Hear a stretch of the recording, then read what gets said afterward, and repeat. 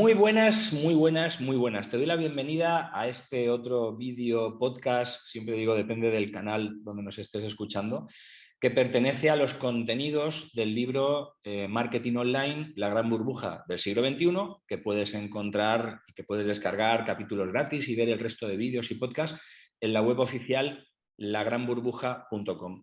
Y en esta ocasión tenemos el enorme placer de compartir un rato para hablar de los clásicos de las ventas y de los clásicos de la publicidad con un fenómeno, con un experto que se llama Roberto Espinosa.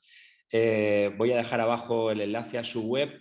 No voy a hacer grandes presentaciones, prefiero que él vaya contando quién es y vaya contando un poco sus cosas y a qué se dedica y por qué sabe lo que sabe y lo que nos va a contar.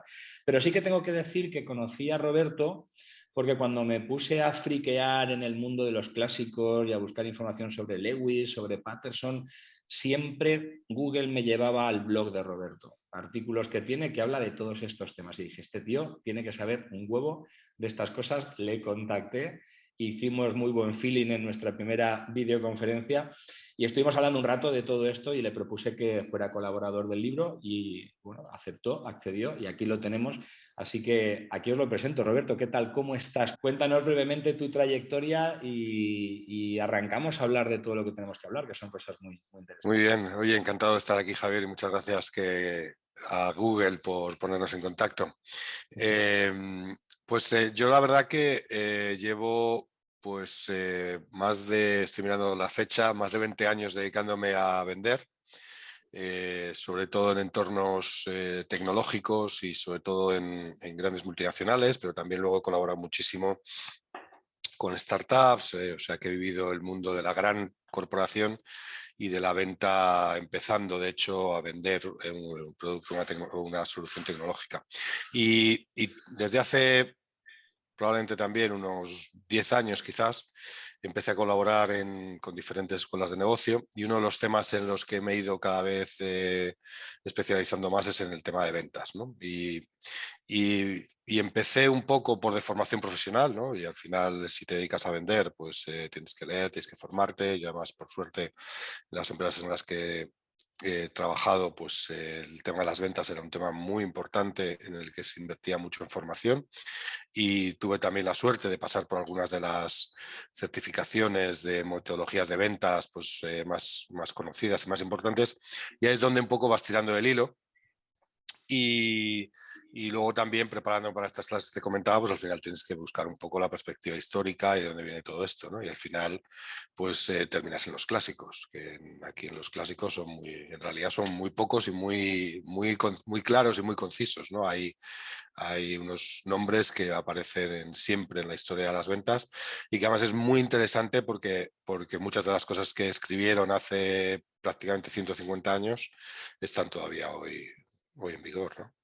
Fenomenal. Y esto es una de las cosas que yo quería debatir y hablar contigo, ¿no? El hecho de que si tan en vigor están las enseñanzas de los clásicos, ¿por qué no lo aplicamos? Es decir, porque yo me encuentro muchas veces procesos de venta, ya sea presenciales, ya sea online, donde nada de lo que nos contaron que era lo mejor para hacer es lo que realmente se hace. Es decir, un detalle, ¿no? Por ejemplo, tú en tu blog hablas de Patterson como el mejor vendedor del mundo y luego investigando sobre Patterson yo he encontrado mucha información en la que habla del hecho de que él era un apasionado de la publicidad que no vende productos, sino que crea necesidades. Eso desde el anuncio de publicidad, y hablamos del año 1890, 1910, o sea, una década en la que obviamente el mundo no era nada parecido a lo que es ahora, Internet no existía y los anuncios eran, pues eso, un cartel, una valla publicitaria y un anuncio en un periódico, ¿no? Poco más.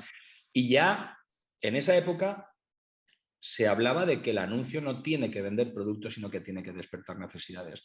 Porque ahora nos empeñamos en hacer un anuncio en Facebook enseñando un producto a gente que supuestamente tiene un interés en una determinada área. Sí, en realidad Patterson fue un pionero en muchísimas cosas, ¿no? Comentabas el tema del marketing y es cierto, yo creo que si hay algo que podríamos aprender de Patterson es que él veía algo que también desde un punto de vista académico debería ser lo mismo, que es marketing y ventas, luego funcionalmente en muchas organizaciones están separadas, ¿no? Y él en NCR, y él como veía sus ventas, era algo que era un continuo, ¿no? Y de hecho comentabas la publicidad, él fue pionero en marketing directo. Él, digamos que allanaba el camino a sus comerciales mandando información a su público objetivo, que eran principalmente tiendas, ¿no?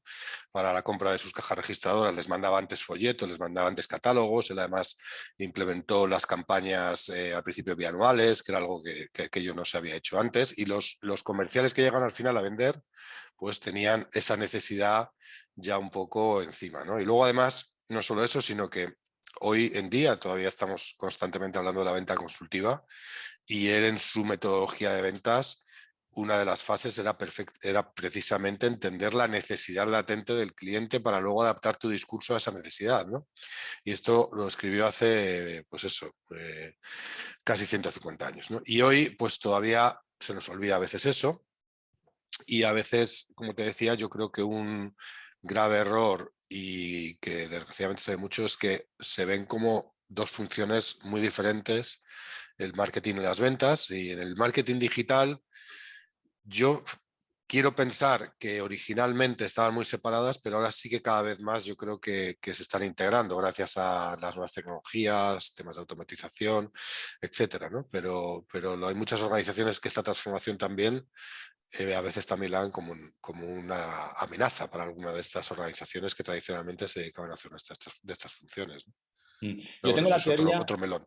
eso es otro melón. Yo tengo la teoría de que se nos ha olvidado o hemos pasado por alto estas enseñanzas, ¿no? De que primero, como decía Patterson y estás comentando, hay que hacer un acercamiento, un approach, ¿no? Y él lo definía muy bien en The Primer, que era si no el primer manual de ventas, sí el primer manual de ventas que estaba pensado para estructurar las ventas en una serie de pasos, en este caso 4, y que, bueno, contamos con mucho detalle en el libro, y es un poco la base también de la creación y el desarrollo de Sales Funnel Canvas como herramienta de diseño de estrategias de ventas, en el que en ese manual él lo explicaba perfectamente bien, y durante la primera etapa había que hacer ese acercamiento, ¿no? Yo tengo la teoría de que hoy en día las grandes plataformas, hablo por ejemplo de un Facebook o un Google, Google quizás sí, porque trabaja en base a una búsqueda.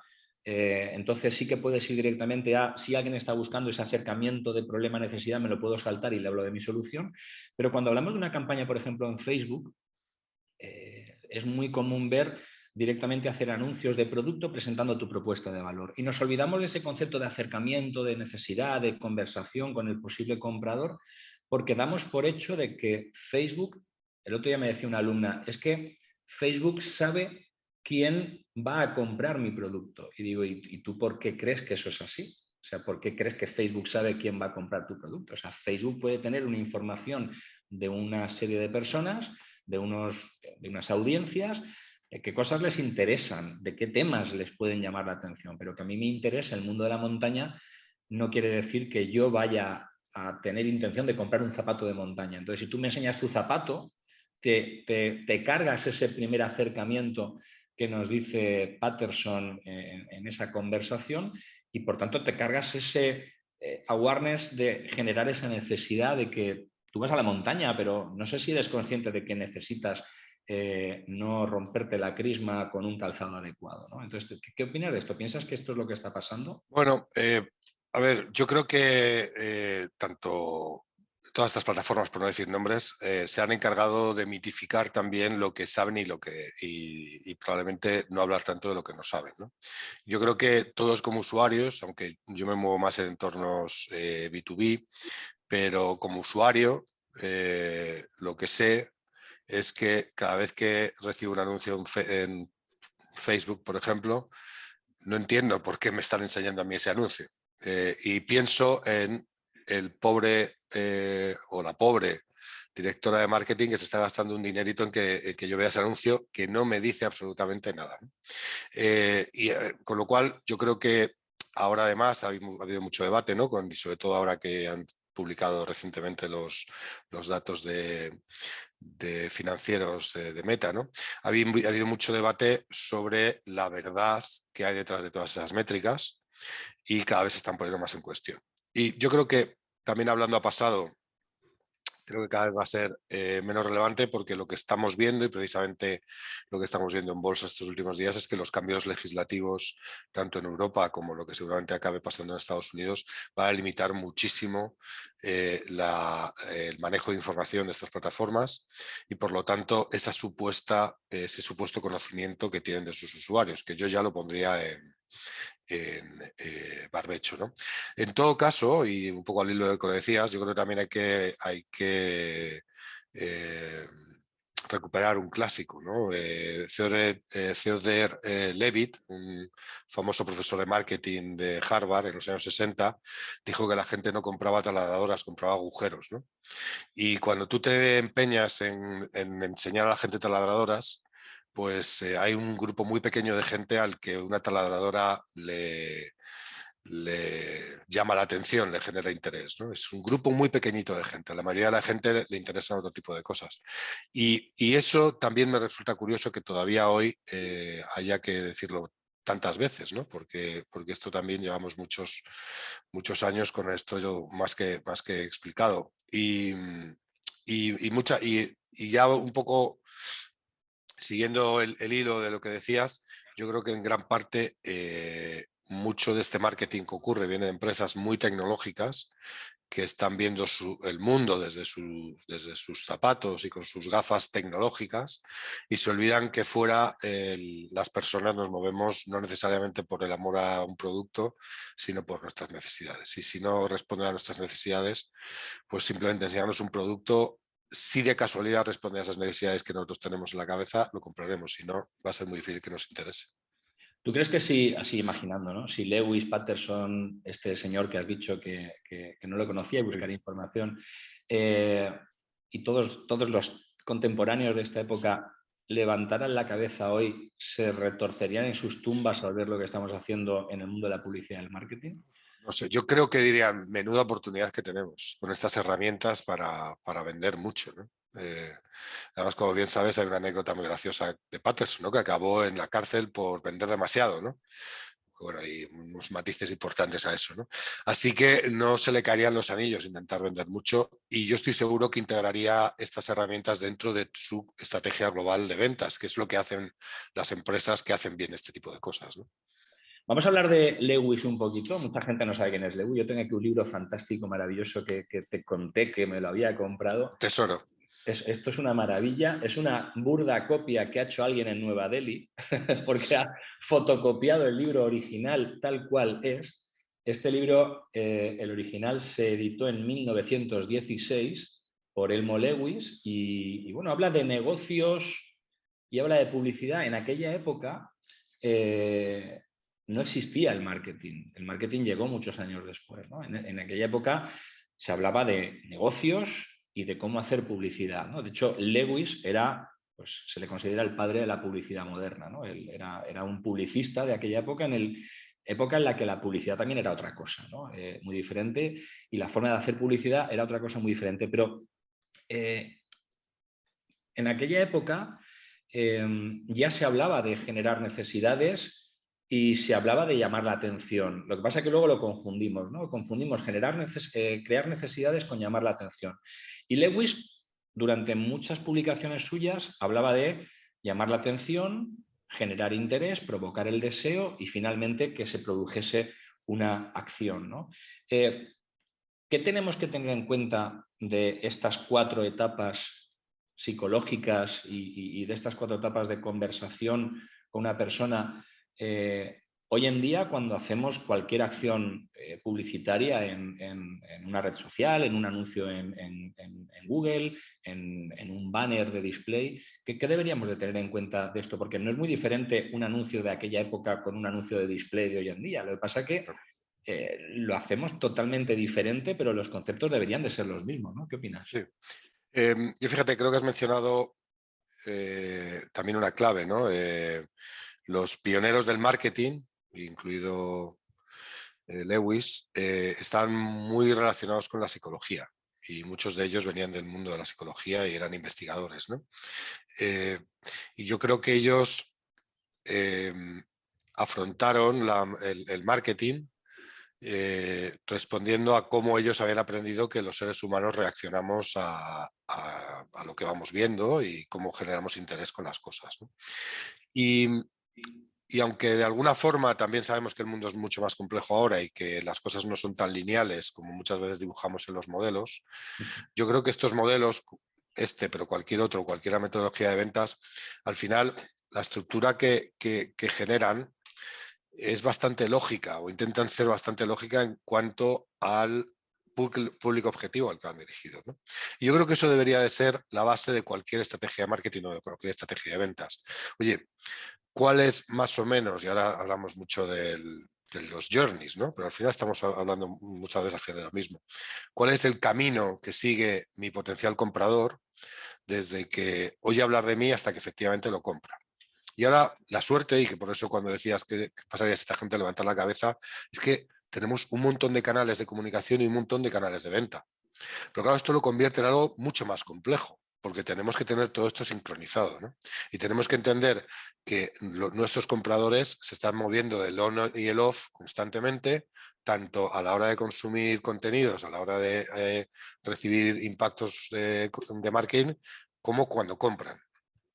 Y esto yo creo que esa complejidad que estamos todavía entendiendo, porque muchas de estas herramientas son muy nuevas, es donde también tiene a la gente muy perdida, ¿no? Porque muchas veces el que es de digital solo ve el plano digital y el que es del mundo off solo ve el plano off, ¿no? Y hay pocas empresas, aunque hay ejemplos muy buenos de gente que hace muy bien, cómo son capaces de impactar y de ayudar a sus potenciales compradores a moverse a través de los diferentes canales, que ya cada vez está menos de moda, ¿no? Pero la omnicanalidad, esto que hubo unos años que no se nos caía de la boca, pero en realidad el concepto sigue siendo el mismo, ¿no? Y el tener todo esto coordinado, esta gran orquesta al final de tantos recursos que tenemos, es muy difícil. Y ahí yo creo que es donde estamos ahora, ¿no? Y también hay mucha gente que se está frustrando, hay gente que se está dando cuenta que algunos canales no son la panacea que les habían vendido y que al final canales tradicionales que los queríamos matar siguen siendo muy potentes para la mayoría de los productos que queremos vender. Y estamos ahí. En realidad yo creo que estamos aprendiendo y como dicen los americanos, estos son también los dolores de crecimiento, ¿no? de nuestras estrategias omnicanal, si quieres. Fíjate que hablar de la psicología, y según he ido investigando y con cosas que he leído tuyas también, Lewis, y imagino que no Lewis únicamente, sino todos sus contemporáneos, porque esto parece ser que más que el hecho de que el señor Lewis abanderase una historia, una estructura, era algo en lo que ya se hablaba en el sector en aquella época. Todo esto venía influenciado por un tal William James, que era un psicólogo anterior, este murió en 1910, y se le considera un poco como el creador de la psicología experimental y un poco como el padre de la psicología moderna, ¿no? Que decía que los estados mentales se fusionan entre sí. Esto es muy curioso porque Lewis le da muchas vueltas al proceso de llamar la atención, ¿no? Y yo creo que cuando esto se va desnaturalizando, ¿no? Cuando nos llega que AIDA es atención, interés, deseo, acción, y no caemos en la cuenta de que Lewis tiene libros y libros hablando solo de estas cuatro palabras, ¿no? de Sí, sí, estos sí. cuatro conceptos que al final son estados mentales, como decía William James, que se fusionan entre sí, ¿no? Hasta el punto de que el propio Lewis habla de que las acciones que hay que hacer cuando queremos llamar la atención de alguien en un anuncio tiene que ser una atención cercana para que la atención termine siendo favorable, que se fusione con el interés sin el esfuerzo consciente del lector. Estos son frases literales del propio Lewis en sus libros, en sus publicaciones, y que tienen que ver con esto de que los estados mentales se fusionan entre sí, ¿no? Y otra cosa que decía William James, que es la base de la psicología actual, es que siempre me cuesta decirlo porque estamos acostumbrados a entenderlo al contrario, ¿no? Dice que tú no lloras porque estés triste, sino que estás triste porque tu cuerpo ha recibido una serie de impulsos que le hacen llorar y entonces ese lloro es el que te hace sentir tristeza, ¿no? Yo cuando digo esto en clase la gente se me queda mirando como diciendo, ¿tú estás pirado? Digo, mira, yo no soy psicólogo ni he creado estas cosas, yo solo las entiendo o no las entiendo, apáñate, pero si esto no fuera verdad, no existirían cosas como los talleres de risoterapia, que tú dices, ostras, si me pongo a reírme, empiezo a sentir felicidad o siento felicidad y entonces me río, ¿no? Esto es curioso. Entonces, toda la comunicación desde el mensaje que provoca la atención, el contenido que te intenta generar ese interés para querer saber más, lo que te provoca el deseo, al final no tiene nada que ver con los canales, ¿no? Y a lo mejor aquí es donde está el problema, ¿no? Que hemos confiado en el canal y en que Internet, el usuario que está online, hablamos del usuario de Facebook y del usuario de Twitter como si fueran diferentes y somos las mismas personas que a veces estamos en Facebook, a veces estamos en Twitter. Entonces, si nos olvidamos de estos clásicos, si nos olvidamos de William James, si nos olvidamos de Lewis, si nos olvidamos de la atención, del interés, ¿qué nos queda, no? O sea, ¿qué importancia tiene entonces la plataforma si no estamos prestando atención al contenido de las cosas que contamos, ¿no? ¿Qué opinas de esto? Pues que además has tocado tantas cosas que me resultan muy interesantes. He ido tomando notas mentales. Por cierto, sobre esto que hablabas, hay una charla TED muy famosa de una psicóloga que se llama Amy Cuddy, que precisamente ha investigado el efecto de las posturas y de lo que hacemos corporalmente sobre nuestros estados mentales. Y hay un debate muy interesante sobre eso, ¿no? Luego me lo dices y la pongo en los extractos, ¿vale? Porque lo que nos es muy obvio es que en base a cómo nos sentimos adoptamos determinadas posturas, pero ella lo que investigó es el efecto contrario, que es precisamente lo que decías, como la risoterapia nos ayuda a sentirnos mejor. Aunque no lo estemos, generamos serotonina cuando sonreímos y eso al final nos ayuda a sentirnos mejor. Por cierto, otro experimento también muy conocido es el de obligarte a sonreír mordiendo un lápiz. Si muerdes un lápiz durante unos 2 minutos, empiezas a generar serotonina. Y esto está demostrado científicamente, o sea, no es nada ahora que nos estemos inventando. Lo Pues, probaré, lo probaré. pues os invito a que veáis la charla de Amy Cuddy que explica esto. Y luego también mencionabas a James, pero curiosamente sabemos de AIDA, porque fue otro psicólogo, Ike Strong, el que por primera vez habló del modelo de AIDA, que se lo citó correctamente a Luis. Y Ike Strong le citó porque era un psicólogo que trabajaba para las compañías aseguradoras de la época y les desarrolló un método de marketing y de ventas del mundo de la psicología. Y hablando de la psicología y precisamente de la escuela que citabas, otro de los grandes en el mundo de las ventas, que se llama Sandler, que tiene una metodología muy famosa en esto, de las ventas B2B, también incorporó principios de la psicología, su metodología de ventas.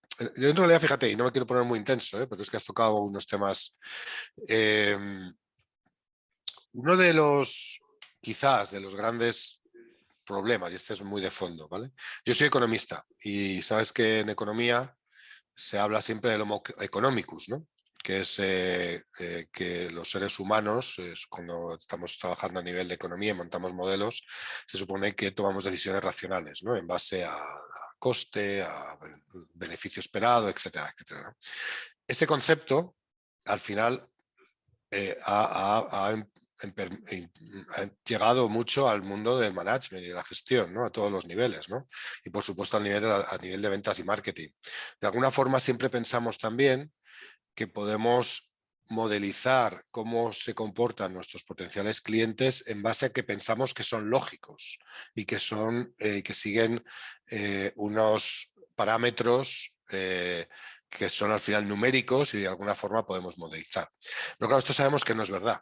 De unos años para acá, desde que además otra vez los psicólogos, de hecho, no hace muchos años, un psicólogo también muy famoso que ha escrito muchos libros que seguramente muchos de tu audiencia han leído, ¿no? Daniel Kahneman. Kahneman en el libro este, ¿no? De Pensar rápido, pensar despacio, habló mucho de los sesgos y él por sus estudios recibió un premio de economía porque la base de la economía conductual, que es un poco ahora la economía más moderna, que intenta mirar cómo los seres humanos nos manejamos en el entorno económico, lo que nos dice es que precisamente es que somos muy poco lógicos. Y algo que nos decía Sandler, fíjate, en los años 60, Sandler decía que tomamos decisiones ilógicas y que luego racionalizamos, ¿vale? Y eso me parece que lo hacemos a diario todos nosotros, ¿no?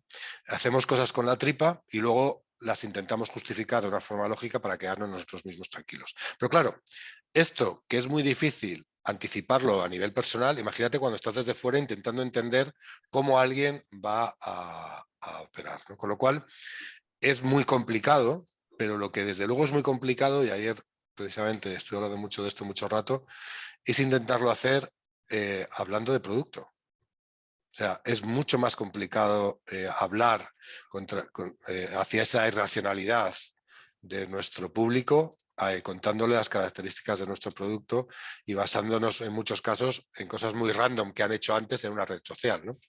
En este caos estamos intentando generar unas estructuras lógicas muy poco flexibles que al final dan resultados pobres. Entonces llegó alguien y dijo, y esto tiene forma de embudo.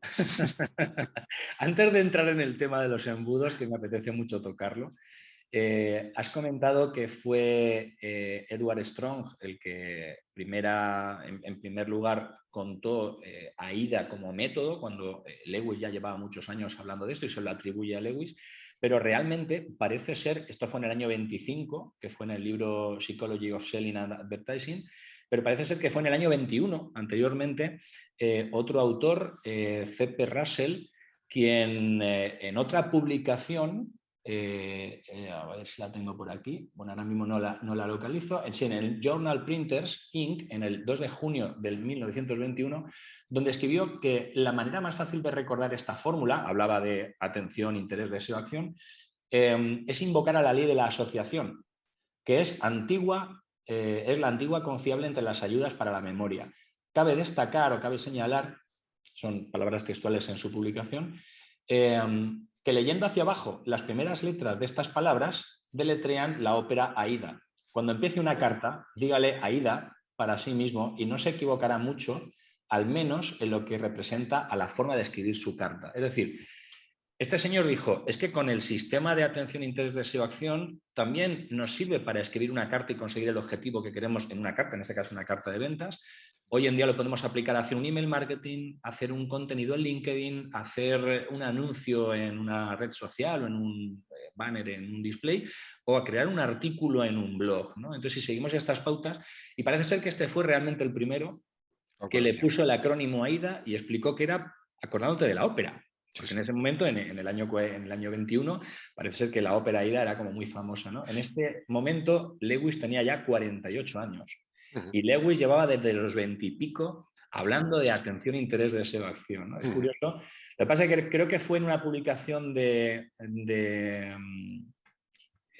¿cómo se llama este? Uy, se me ha borrado, luego lo edito. Que por cierto, como Kotler, bien perdona. sabes... Sí. Digo que creo que fue una publicación de Kotler el que atribuyó el concepto AIDA a Strong, ¿no? Pero a lo mejor es que no conocía esta otra publicación anterior de C.P. Russell. Yo había leído, pero vamos, no, lo que te iba a decir que tampoco tenemos que olvidar que esto es todo muy interesante, que al final es muy poca gente, que el Mo Luis trabajó en NCR con Patterson. Esto es otra cosa que quería comentar también contigo. Entonces, quiero decir que al final fue muy poca gente la que estuvo trabajando en estos conceptos tan básicos y tan importantes para la historia de a lo que nos dedicamos, ¿no? Pues mira, antes de hablar del tema de los embudos, vamos a hablar un poco de la historia de Lewis que acabas de comentar. Efectivamente, Lewis coincidió con Patterson durante muy poco tiempo, ¿no? Porque creo que fue apenas un año, por ahí, un año o 2 años. Sí. Lewis venía de haber tenido su propia agencia de Advertisers Agency, o sea, qué pedazo de nombre Claro. para una agencia de publicidad. Es increíble el coco que podía tener este señor. Y trabajó con Patterson durante un tiempo después de haber vendido su agencia de publicidad, bueno, con muchas historias que tuvieron. Con 30 años empezó a trabajar con Patterson. Patterson ya con NCR era un señor ya más curtido, era un señor ya que ya tenía su método de primer.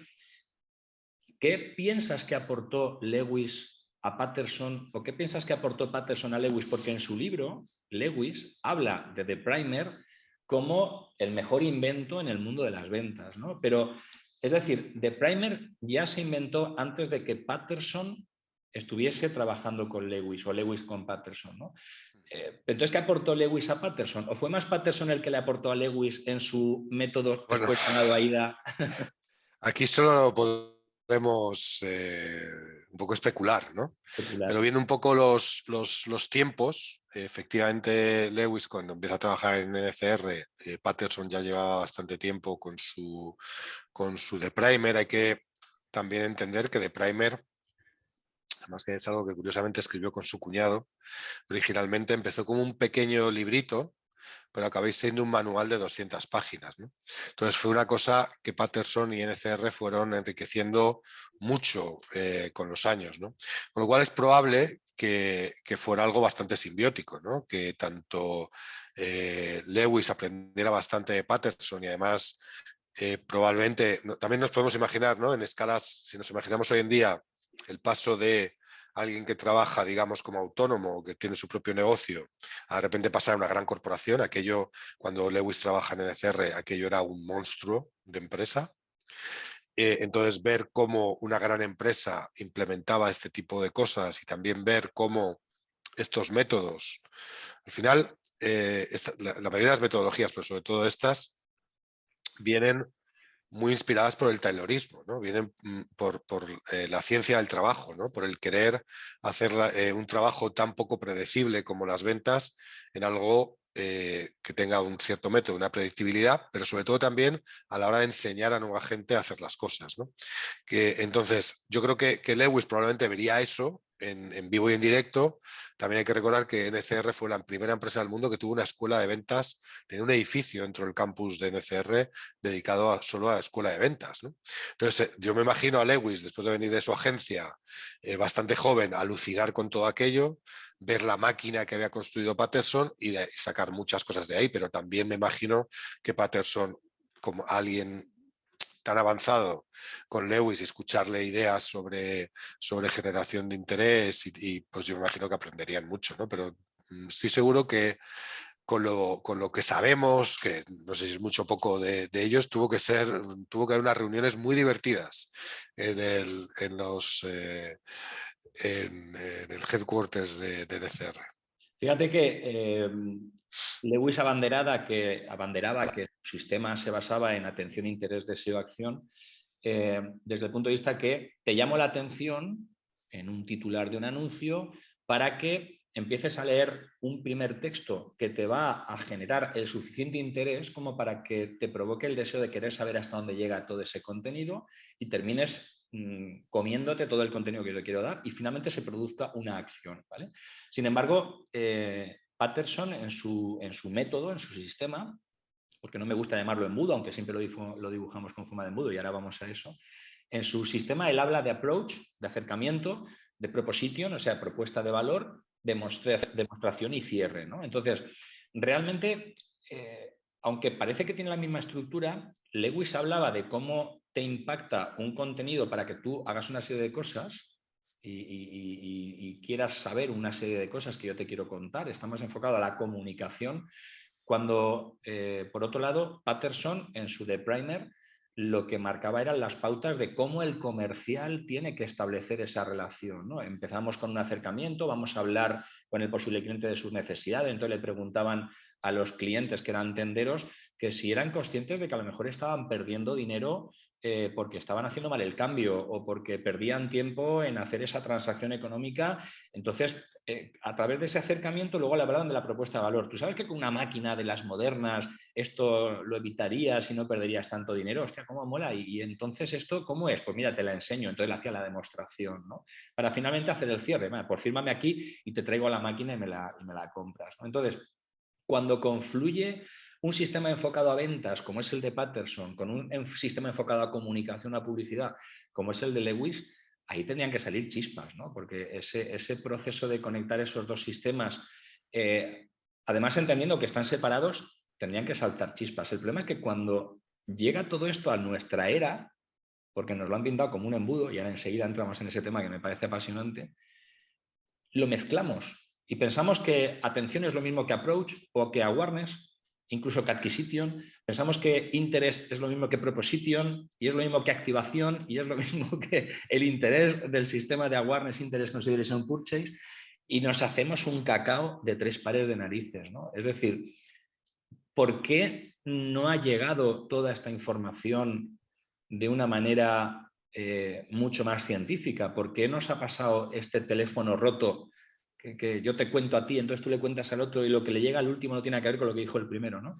¿Qué es lo que ha podido pasar en la historia reciente? Porque esto ha sido en 100 años, que se han mezclado de una forma tan chunga todos estos conceptos. Una gran pregunta. Yo, una cosa que he hecho mucho y estoy mucho más cercano a la venta, ¿no? A los procesos de venta, y es algo que quizás es en lo que más he investigado y he intentado aprender, pero lo que hay muy poco en este mundo es investigación de verdad. En general, la mayoría de los modelos, la mayoría de las grandes metodologías que conocemos parten de la experiencia personal de alguien que de alguna forma lo vuelca porque a él le valía, le funcionaba, y lo que le da es una estructura y escribe un libro y lo vende, ¿no? Y así podemos coger las grandes metodologías de ventas, todas han salido así. Han salido de experiencias personales que al final tienen un contexto muy particular, etcétera, ¿no? Entonces, claro, intentar adaptar cosas que nacen en un contexto muy, muy, muy concreto a la realidad en la que vivimos todos nosotros, cada uno de nosotros que tiene contextos diferentes, pues claro, todo esto lleva a muchos errores, ¿no? Porque no es lo mismo, hablando por ejemplo de Patterson, el finales del siglo XIX vendiendo máquinas registradoras en el oeste americano, que vender zapatos en Teruel. Quiero decir, que se parece como un huevo a una castaña, ¿no? Pero en cambio lo hacemos, ¿no? Y muchas veces intentamos trasplantar cosas que vienen de un mundo totalmente diferente a nuestra realidad. Y en parte yo creo que, ya te digo, que es por yo creo que la falta de mucha literatura científica de verdad en todas estas cosas. Y al final hay mucha gente que está interesada en vender su método o vender su libro. No estoy diciendo que lo vayas a hacer tú, pero que no ha hecho muchas veces ese trabajo anterior, ¿no? Y decías antes, ¿no? del approach y de Patterson. Yo obviamente, claro, nosotros intentamos entender lo que nos quería decir, ¿no? Pero yo cuando leo cómo Patterson veía las ventas y cómo ponía su metodología del primer, yo en mi cabeza lo veo más como un árbol de decisión que un funnel, ¿no? Lo que pasa es que luego, a la hora de simplificar e intentar enseñar las cosas, pues muchas veces en ese esfuerzo de simplificarlo tanto, pues caemos en error, ¿no? Pero si cuando hablábamos de, precisamente, ¿no? Nos tenemos que poner en situación. Imaginémonos que somos unos vendedores de cajas registradoras, que además Patterson obligaba a sus comerciales a llevar una caja registradora prácticamente a todas las visitas, ¿no? Entonces nos imaginamos y entramos como las películas del oeste, ¿no? En una de estas tiendas, ¿no? De hardware, ¿no? Que estaban en medio de ninguna parte y con la intención de vender una caja registradora. Y nos tenemos que imaginar además que a ese tendero le habría llegado un catálogo o algún tipo de comunicación que por correo postal. Por correo postal, ¿no? Le habría llegado algo, oye, te voy a ir a visitar tal. Y aparezco yo con una caja registradora ahí en el brazo y empieza a seguir el método, ¿no? Y lo que nos decía Patterson es que en ese approach tenemos que identificar las necesidades del cliente. Y tú decías, oye, a lo mejor es que te equivocas con el cambio. Oye, es que a lo mejor estas cajas también dan una cierta seguridad, pero son casi cajas fuertes. Oye, es que tú quieres ser la tienda más guay de todo el condado de Wisconsin, porque cada vez que suene una campanita, pues cuando abres la caja suena la campanita y eso la gente alucina con ello, ¿no? Y eso veía, lo que te decía es que tenías que ver el cambio en los ojos de tu interlocutor. ¿Qué es lo que le ha llamado la atención? Le ha llamado la atención la campanita, le ha llamado la atención el cambio, ¿qué es? Y luego en base a eso montabas tu argumentario después. Pero tú no ibas con la receta preparada de casa. Correcto. ¿Vale? Y esto es lo que muchas veces, esos matices, los perdemos en estas metodologías que nos quieren vender, que al final es algo casi unívoco y que si sigues la receta vas a tener siempre el mismo resultado, lo cual, como hablábamos antes, cuando hablamos con cosas tan poco predecibles como los seres humanos, es imposible de inicio, ¿no? Esto al final nos lo tendríamos que tomar pues, como una guía y como algo que nos ayude a identificar escenarios diferentes y en base a esos escenarios diferentes ser capaces de adaptarnos. Pero si vamos siempre con la misma receta, no vamos a conseguir nada. Y esto yo creo que es en parte, volviendo a la conversación anterior, lo que ahora mismo todavía no tenemos, porque la mayoría de los sistemas de marketing digital son todavía muy poco flexibles. Al final son muy secuenciales, muy lineales, muy adaptándose a cosas, a reacciones muy concretas, que no entienden los matices de ver los ojos de la gente de si esto le está haciendo utility o no le está haciendo utility. Claro, esto, por eso vamos a hablar del tema de embudo. Yo creo que aquí el problema principal es que hemos simplificado o hemos intentado simplificar en nuestra cabeza todos estos comportamientos tan complejos que tenemos las personas en un sistema pintado en forma de embudo.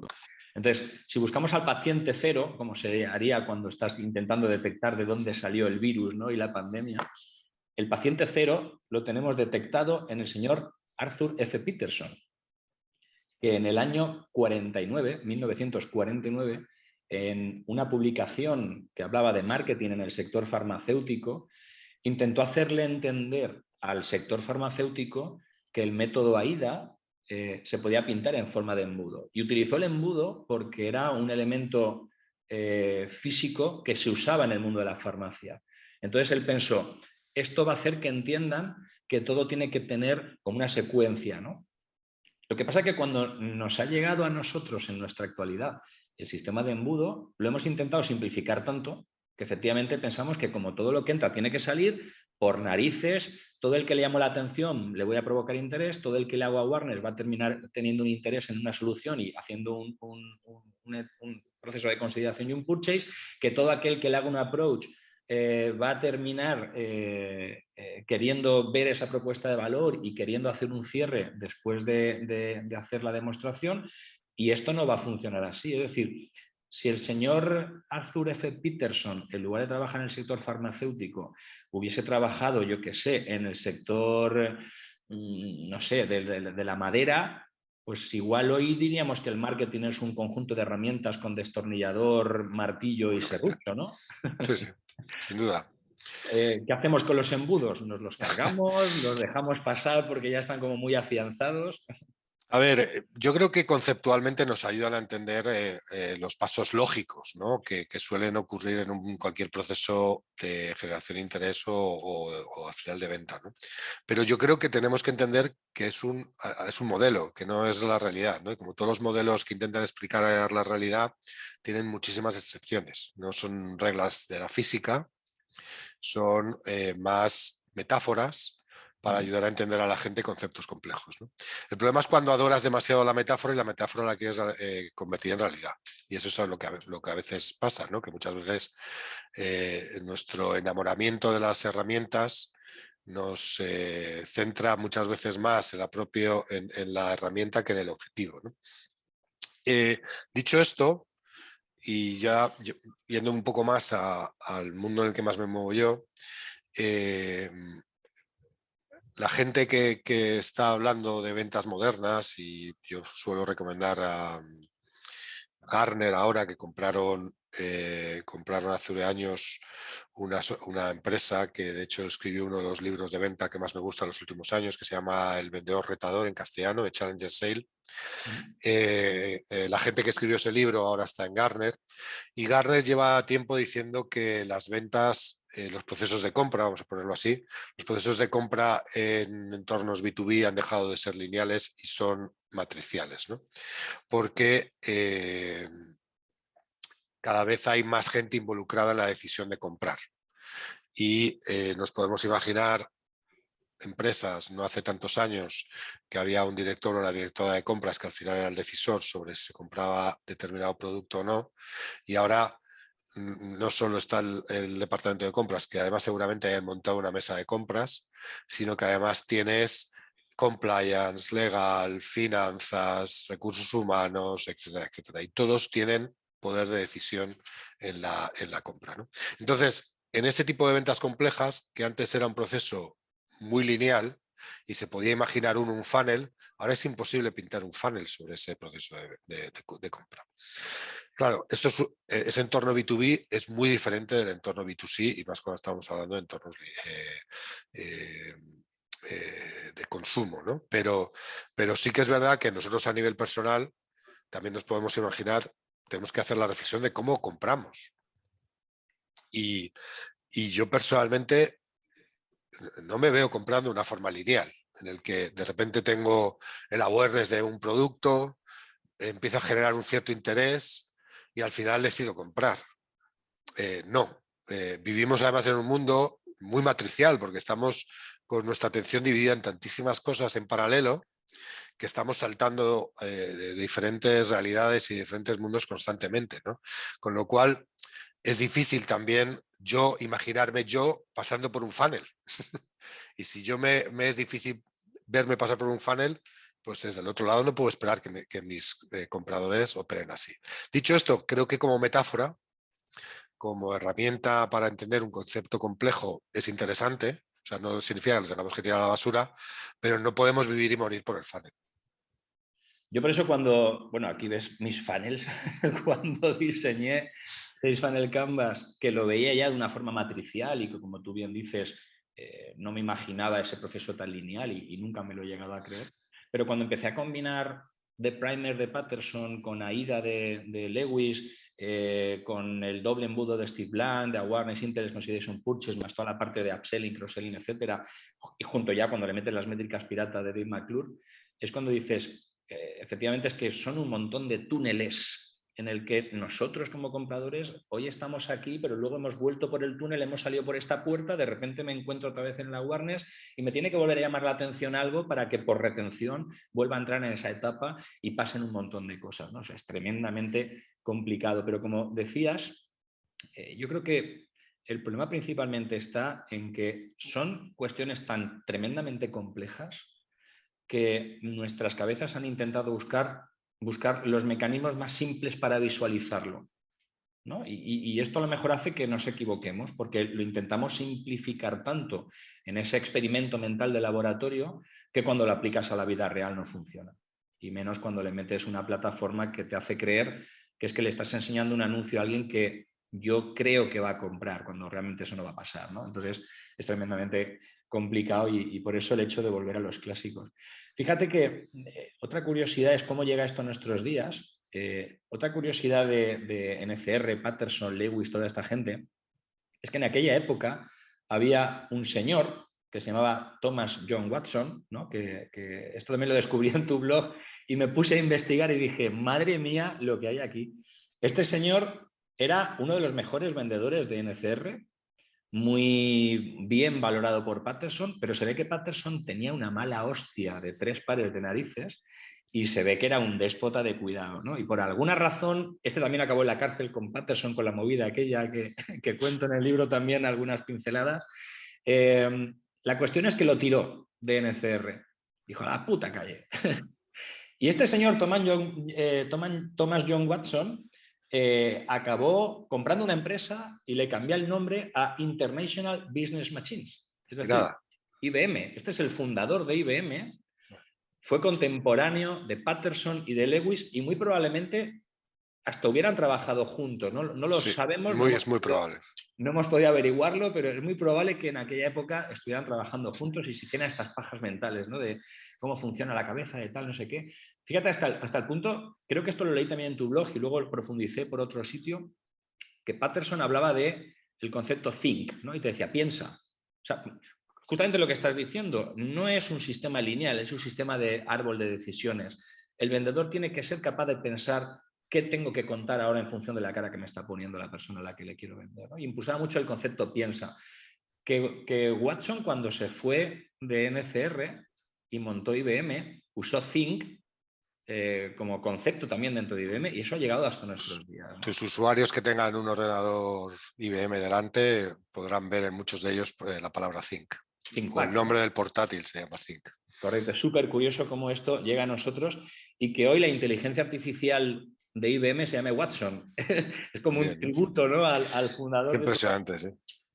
Entonces, ¿cómo ha llegado a nuestros días todo esto? Porque luego, a través de IBM, Xerox, se han creado muchas metodologías de las que tú sabes bastante y son como un poco, todo viene de Lewis, todo viene de Patterson, todo viene de aquella época del 1900, principio del 1900, y ha ido adaptándose a la tecnología que hoy nos encontramos cuando hacemos Sin marketing duda. y publicidad, ¿no? Sí, la verdad que es una historia bueno, supongo que nosotros somos muy frikis de esto, nos resulta muy apasionante, ¿no? No sé si todo el mundo lo puede compartir, pero a mí me resulta muy, muy, muy interesante, ¿no? Como decías, de hecho, la historia, incluso hay un paso anterior, ¿no?, en el que Watson era cliente de Patterson. Y Correcto. él estaba tan impresionado por NCR que él quiso trabajar para NCR, acabó empezando como comercial y acabó como vicepresidente de ventas. Y como bien dices, acabó en la cárcel con él y ahí es cuando sale. Y otra de las cosas, por cierto, que se llevó de que Patterson decía mucho es que los mejores nombres de empresas eran los que formaban acrónimos de 3 letras. Y por eso National Car Register y por eso International Business Machine, ¿no? Pero bueno, y comentabas, ¿no?, de Xerox. O sea, esto ha llegado hasta nuestros días porque efectivamente Watson, cuando se va y compra la empresa que luego llama IBM, al final se convierte en otro gigante y en otro monstruo de la tecnología. Hay un autor de un libro que se llama Los gigantes de las ventas, que es muy interesante, que él dice que las metodologías de ventas son el principal invento americano del siglo XX. Él dice que el poder industrial, sobre todo en tecnología de Estados Unidos, no se puede explicar sin cómo se vendía, ¿no? Cómo vendían estas empresas, que era algo más allá de era algo cultural, ¿no? Era el de Primer es como la Biblia de NCR, ¿no? Y esto le pasa lo mismo a IBM. Y Xerox, que está compitiendo cara a cara con IBM, se está partiendo la cara. IBM es un monstruo de ventas gracias a lo que se había llevado Watson debajo del brazo de NCR. Se gasta 10 millones de dólares de la época para desarrollar una metodología propia de ventas con la que competir con IBM. No se gastan dinero en mejorar sus productos para competir con IBM. Se gastan dinero en una metodología para que sus vendedores pudieran competir con IBM, ¿no? Y de ahí que es el Professional Selling Skills, el PSS. Luego aparecen un montón de metodologías que de alguna forma también incorporan esto, ¿no? Así que esto está en la mayoría de las metodologías que utilizamos ahora, está ahí embebido de alguna forma, ¿no? Y luego yo siempre que hablo de ventas, hay un autor que toca esto un poco de refilón, pero que también era un gran vendedor, Dale Carnegie, el famoso escritor del libro este de cómo hacer amigos e influenciar a la gente, ¿no?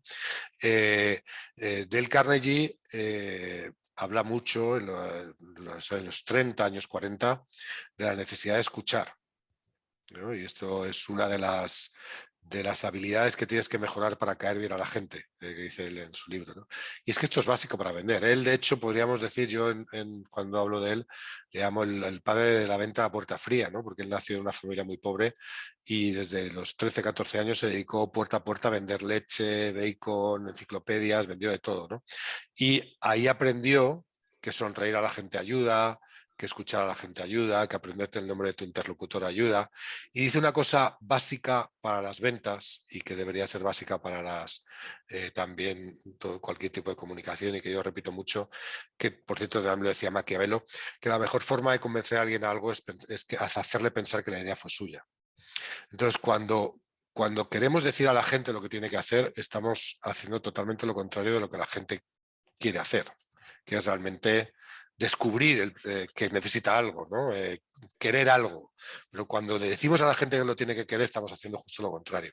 Y esto lo saben los buenos vendedores, lo saben los buenos marketeers, y esto no está en los modelos. Esto tiene más de arte que más de ciencia, ¿no? Me encanta lo que dices porque yo soy un enamorado de hacer las cosas de esta manera, con lo difícil que es, o por lo menos de intentarlo, ¿no?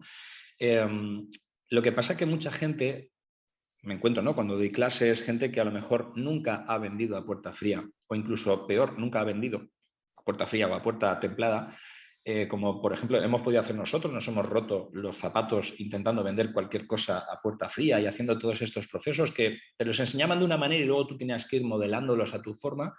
Cuando gente que no ha vendido nunca eh, se encuentra con que tiene que crear contenidos para Internet, porque le han dicho que tiene que crear contenidos para aportar valor y hacer inbound marketing, que suena muy bonito, pero dices, yo cuando me dicen esto le digo, bueno, ¿y qué es aportar valor? Contar las bondades de mi producto, ¿no? Y dices, pero es que contar las bondades de tu producto va justo en contra de lo que estás hablando, Roberto, ¿no? De decir, es que no tienes que contar las bondades de tu producto hasta que la otra persona no haya percibido que tiene una necesidad que las bondades de tu producto podrían cubrir, ¿no? Entonces, perdemos ese proceso de conversación y nos terminamos creyendo que el marketing online es generar contenido de valor, entendiendo el valor, como te cuento mi rollo y te intento forzar a que quieras comprar mi rollo porque te va a venir bien y te quito ese proceso de que tú decides, ¿no? Porque parece como que te estoy obligando a que lo compres, ¿no? ¿Qué opinas de esto? Bueno, o sea, volvemos un poco, es que esto es muy difícil, ¿no? Estamos lidiando con bichos muy raros que tomamos decisiones que ni siquiera nosotros muy bien sabemos entender, ¿no? Yo creo que, y aquí me meto en territorio en el que me considero experto en pocas cosas, pero estoy muy lejos, pero fíjate, el inbound marketing al final, de alguna forma, debería responder a esto que te decía antes, ¿no? A cómo tenemos que meter la idea a nuestros clientes, pero que la idea sea suya. Pero Y, yo creo que el inbound se creó con este motivo, pero se distorsionó por el camino, ¿no? totalmente, ¿no? Totalmente. Entonces, yo creo que al final la mayoría de procesos de compra es como resolver un puzzle, ¿no? O sea, al final, yo como comprador, sea B2B, B2C, al final tengo una estructura mental de lo que sea y yo quiero llegar a resolver un puzzle y pensar que esa necesidad que yo tengo, este puzzle que he montado, es el que realmente responde a mi necesidad. Pero a nadie le gusta que le den el puzzle hecho. Claro. Y muchas veces intentamos dar el puzzle hecho. Y es que no, eh, no, porque es que además casi todos pensamos que sabemos mucho de todo en general, ¿no? Y si te vas a comprar un móvil, poca gente dice, no tengo ni idea, dame el que tú consideres que es el mejor. No, todo el mundo investiga, todo el mundo intenta aprender y al final quiere tomar una decisión formada que en realidad va a estar muy distorsionada, pero que quiere sentir que la decisión es propia.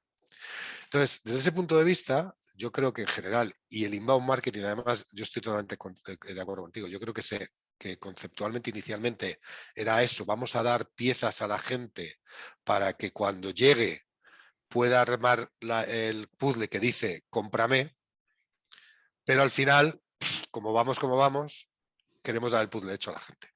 Creo Y que esto, volvemos a lo mismo del el proceso de simplificación que pide nuestro cerebro, ¿no? Y empiezan a salir frases que a mí me revientan cuando dicen menos contenido mejor porque la gente no lee. A ver, la gente no lee el contenido aburrido. Si tú haces un contenido en condiciones, lo leerá. Entonces, si recortamos contenido, nos estamos quitando la oportunidad de poder generar esa conversación, ¿no? Es que el botón comprar tiene que estar cerca para que enseguida lo vean, ya, pero si por muy cerca que se lo pongas, como no tenga esa sensación de realmente querer comprar porque ha pasado el resto de etapas, por muy cerca que se le pongas el botón comprar con colorines, con luces de neón y con flechas apuntando al botón, no le van a dar al botón. Entonces, todo ese tipo de verdades parece ser, por lo que estamos comentando, que vienen porque hemos heredado mal todos estos contenidos y los hemos intentado hipersimplificar hasta el punto de que no sirven de nada, ¿no? yo creo que estamos en un proceso de hipersimplificación porque estamos en un mundo complejo y pensamos que en la hipersimplificación está la solución. Y claro, ahí se pierden muchos matices, ¿no? Pero en toda la vida y en esto también. Y, y a veces en la hipersimplificación efectivamente dejamos cosas fuera que no hacían falta y ganamos, pero hay veces que dejamos mucho color fuera y perdemos, ¿no? Yo creo que eh, suena muy también casi simplista, ¿no? Pero yo creo que al final estamos en un momento en muchas cosas, pero en esto también, en el que esto va a ser ecléctico más que dogmático, ¿no? Y, y yo creo que al final todas las industrias en cada momento se generan unos ciertos dogmas que parece que todo el mundo tiene que seguir porque alguien ha escrito un artículo interesante o porque a alguien le funcionó súper bien en su unicornio que casualmente dio con la tecla y de repente todos pensamos que lo que ocurrió en Wisconsin en el 2021 va a funcionarnos en Teruel, o digo siempre Teruel, o en Soria, o en Valladolid, o en Madrid, aquí. Y ahí es el problema cuando asumimos estas cosas como verdades absolutas y no pensamos realmente en nuestro contexto y en el contexto de nuestros clientes, sean grandes corporaciones o sean consumidores que están entrando en Facebook a ver su timeline, ¿no? Sí, quizás falta más proceso de investigación, ¿no? Y Y de luego... análisis, de un análisis además no tan, fíjate, no tan analítico, un análisis no tan solo de métricas, además de las métricas que me han enseñado que son importantes, que eso también son unos dogmas, pero al final en todas las escuelas, en todos los blogs, en todos tal, siempre se dicen las mismas métricas, pero es que otra vez esas métricas han sido útiles para un determinado empresa en un determinado momento. No necesariamente cuentan toda tu historia. Y lo que tienes que es ir más allá de lo que cuentan esas métricas y ver realmente qué es lo que opinan tus usuarios, de verdad, qué es lo que hacen. Y esto es muy difícil, porque exige mucho trabajo. Y, y guiarnos por 4 métricas que nos salen de un Excel exige menos trabajo. Fíjate que cuando nos creemos estas cosas llegamos a creernos que el embudo de AIDA lo creó Lewis. Qué pena, ¿no? Lewis murió un año antes de que el señor que inventó el embudo o lo expresó en forma de embudo lo hiciera, por tanto nunca vio su método en forma de embudo. Ya era muy mayor cuando alguien dijo que esto se llamaba AIDA, pero fíjate que lo que nos llega es esta frase, el embudo de AIDA lo creó Lewis, ¿no? Y ya, joder, Sí, cuando sí. esa frase ya parte de una base totalmente equivocada, porque nada de eso fue así, lo que al final nos quedamos es súper simple y que al final no va a servir de mucho, ¿no? Podríamos decir incluso que el inbound marketing lo inventó Patterson, porque él mandaba un catálogo y mandaba una serie de contenidos hablando de necesidades para que luego de repente, llegaba un comercial con la máquina debajo del brazo, ¿no? En el momento adecuado y en la situación precisa, ¿no? Sí, Creo que tenemos que aprender mucho de todo esto y invitar a la gente a que lea los clásicos, ¿no? sí, y yo creo que es también ir más allá del titular, ¿no? O sea, yo creo que todos estos titulares, todas estas metodologías, todos estos grandes conceptos están muy bien para simplificarnos la vida y para ayudarnos a, a familiarizarnos con algunos conceptos que son muy complejos, pero lo que tenemos que evitar es quedarnos solo con la superficie. Yo creo que lo que deberíamos invitar es que miren más allá, ¿no? Y tiren del hilo y habrá cosas que no les funcionará o que no tendrá sentido otra vez. Tampoco podemos pensar que lo que se escribió a principios del siglo XX nos va a valer hoy. Tenemos que ver qué significa, ¿no?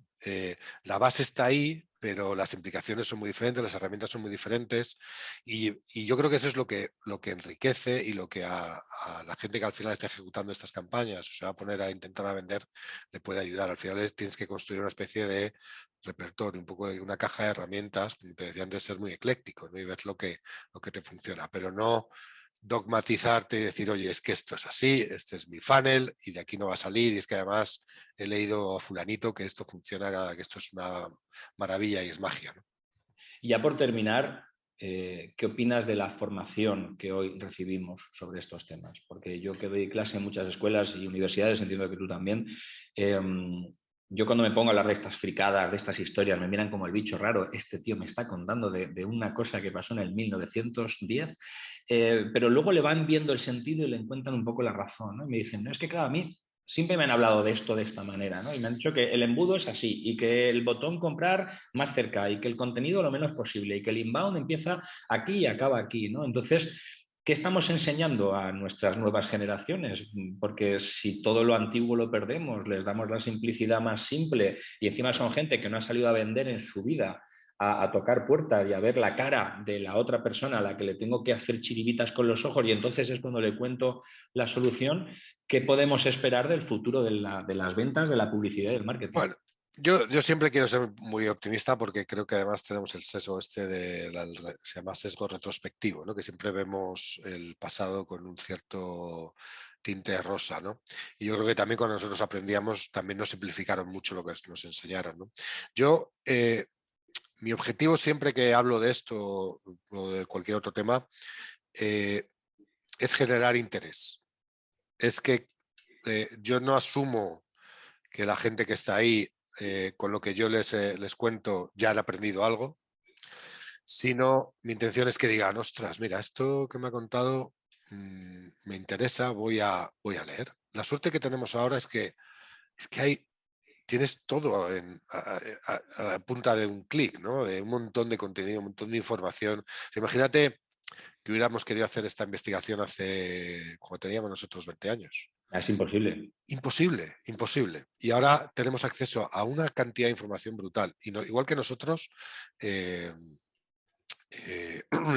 nuestros alumnos, ¿no? O sea que yo al final casi me veo como más un comisario de contenidos, odio la palabra curador, un comisario en el que estamos mostrando un poco la cantidad de cosas que hay a la gente y que en base a su contexto tienen que hacer el esfuerzo de decir, oye, pues esto me ha sonado, voy a tirar el hilo. Claro, esto exige un esfuerzo, porque no se lo estamos dando mascado y no se lo estamos dando hecho, porque es que es imposible, porque es que es tan amplio, es que tú podrías dar una clase de 6 meses sobre Lewis y otra 6 de Strong y otra, quiero decir, y al final intentamos meter en una clase de 1 hora cosas que dan muchísimo de sí, ¿no? Entonces, de alguna forma, a mí me gustaría pensar, y claro, esto es una decisión totalmente individual y personal, ¿no? Pero la gente que decide formarse y la gente que decide gastarse un dinero o invertir un montón de tiempo en formación, si espera que con ese curso ya está, pues mal hecho, porque yo creo que no debería ser nuestro objetivo y no debería ser lo que esperan, ¿no? Lo que estamos intentando es enseñar caminos, enseñar puertas y son ellos los que tienen que abrirlas y seguir tirando, porque es enorme y además nosotros hablamos de esto porque además nos gusta, pero podríamos elegir otros 10 autores que también nos darían para mucho más y de los que también podríamos aprender mucho. Pues ha sido genial esta charla, porque no es una entrevista, es una charla contigo, Roberto. Tenía muchas ganas de que conversáramos sobre estos temas y te agradezco enormemente que formes parte de este proyecto. Y nada, despidiendo ya este vídeo, que al final siempre nos vamos a más de 1 hora, yo no sé cómo nos las ingeniamos. Los vídeos tienen que ser cortos y nos tiramos aquí unos vídeos de 1 hora, unos podcasts de 1 hora y media. Saludamos a los que han llegado hasta ahora. Pobre gente, pobrecitos, pobrecitas, en fin. El objetivo del libro Marketing Online, la gran burbuja del siglo XXI, es un poco esto, reventar las bases que nos han llegado, ¿no? Poner en cuestión todo, poner en duda todo, dar herramientas para que la gente que se mete en estas disciplinas y en este mundillo tenga la posibilidad de recuperar cosas del pasado, tener su propio punto de vista, que haga sus propios experimentos y sobre todo invitar a la investigación, invitar a la reflexión y no dar nada por sentado, no dar nada por hecho y que nada de lo que nos han contado es cierto, ni siquiera lo que contamos en este libro. Así que nos vemos en la próxima charla con otros colaboradores fantásticos también que están participando de este libro y nos vemos en las redes, en internet y en cualquier sitio. Así que muchas gracias a todos. Nos vemos. Marketing Online, la gran burbuja del siglo XXI, lagranburbuja.com. Muchas gracias, Javier. Un abrazo.